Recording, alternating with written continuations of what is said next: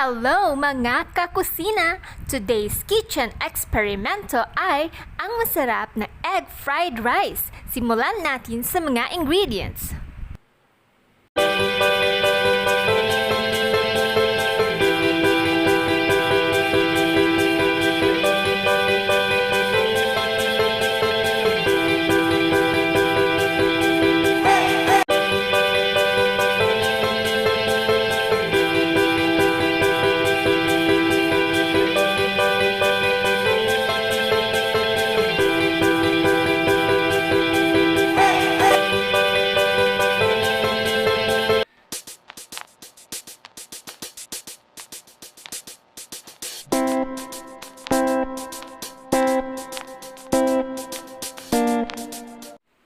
Sa isang bowl, ilagay ang 1 cup of cooked rice o kanin.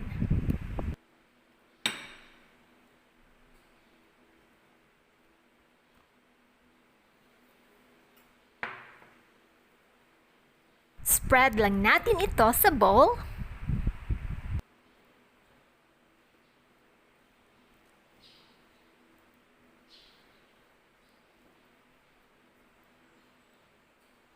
Just like that. At ngayon ay ihalo ang 2 medium-sized eggs o ang itlog.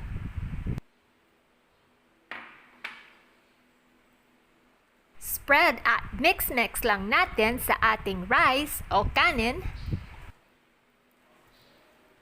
Eto na ang paborito nating mix, mix, mix and mix. So, mix and fold lang tayo, kagaya nito.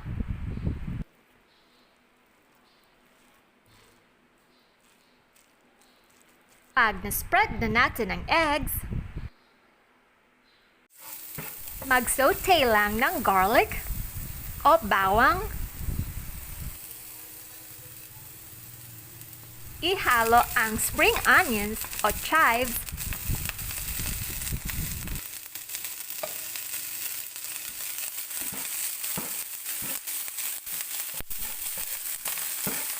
Saute, saute.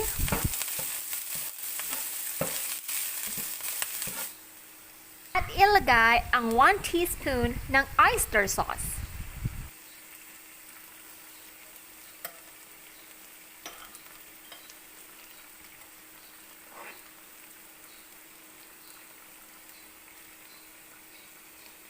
At ngayon ay ihalo na ang ating egg rice.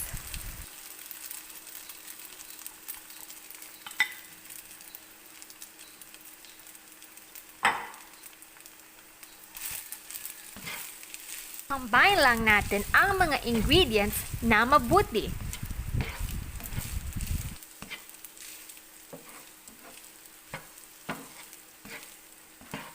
Lagay ang char siu sauce.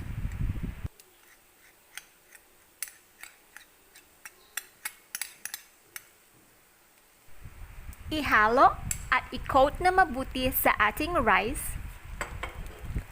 At lutuin ito ng mga 3 to 5 minutes.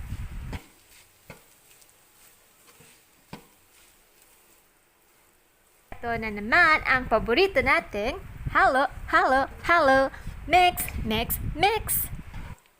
And we're ready to plate. Hold sa isang cup at i-plate.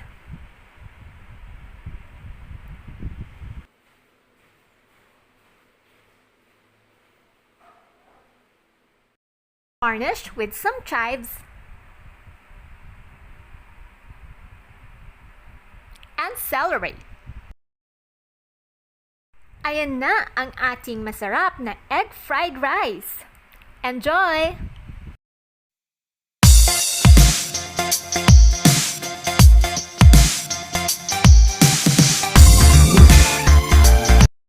Oops, wait!